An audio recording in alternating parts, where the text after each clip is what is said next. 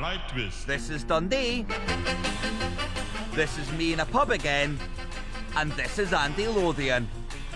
He's going to teach me how to twist.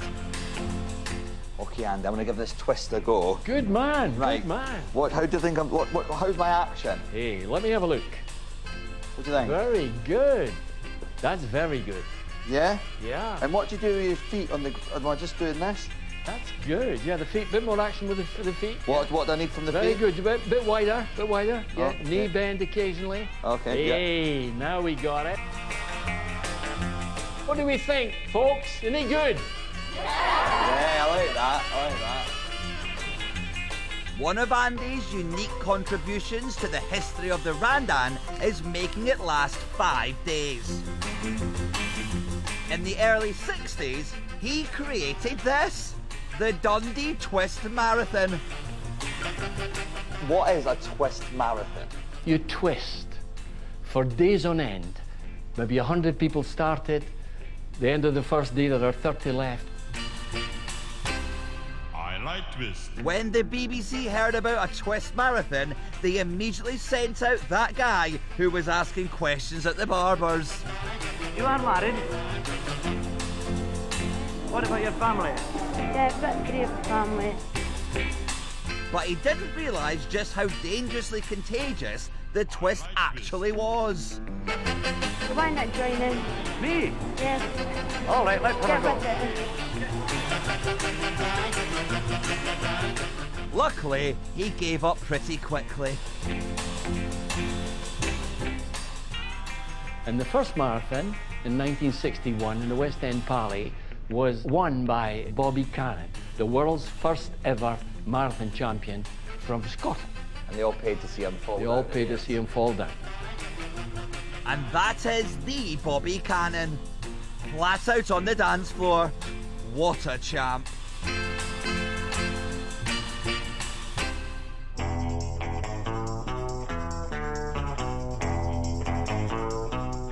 If Andy's only claim to fame was the Dundee Twist Marathon, he'd be a legend. But in 1962, he pulled off an even greater Scottish feat. There's a band we've got to talk about, I guess, and that is The Beatles. The Beatles. Yeah.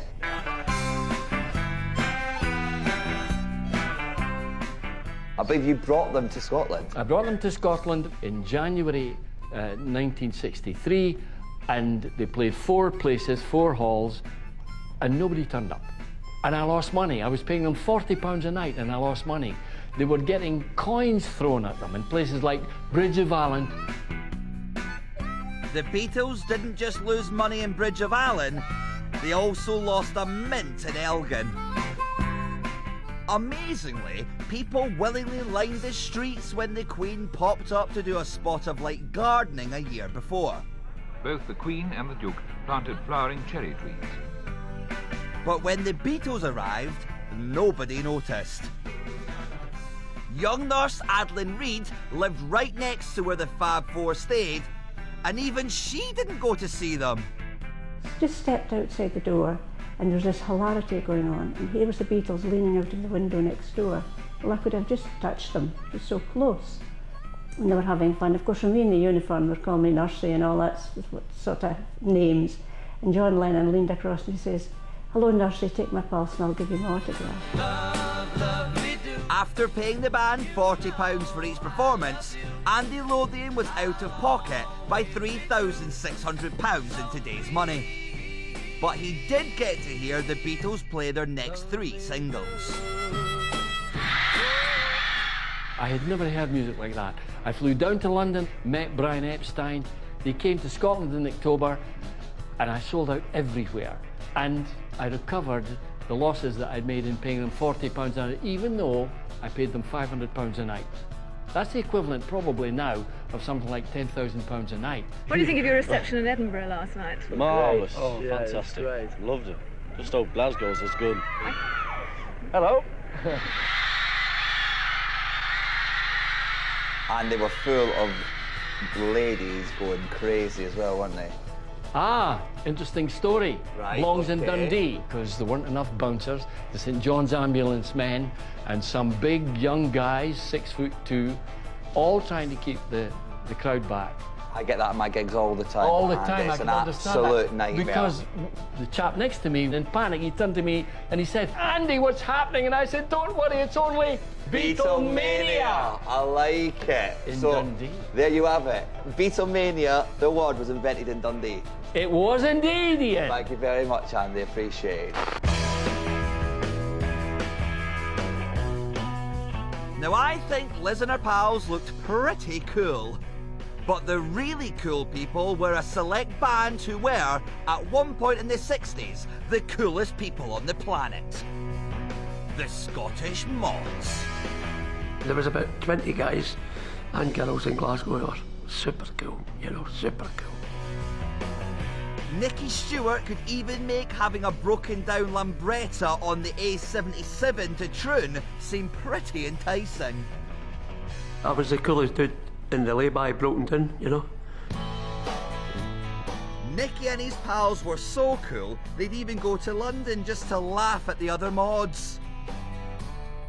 We used to go down to London and go by the 100 Club, and it was just full of guys with Union Jack jackets, naff dressed.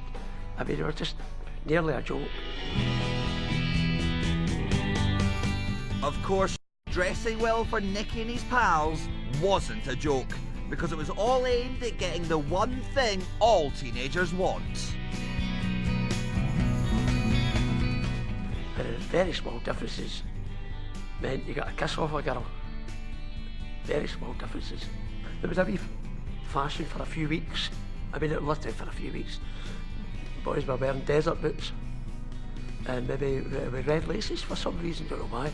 I remember I had blue laces for some reason. A girl kissed me just because I had blue laces on. Oh, she was pointing, oh, that's great. So you were quite pleased with yourself before you even went in.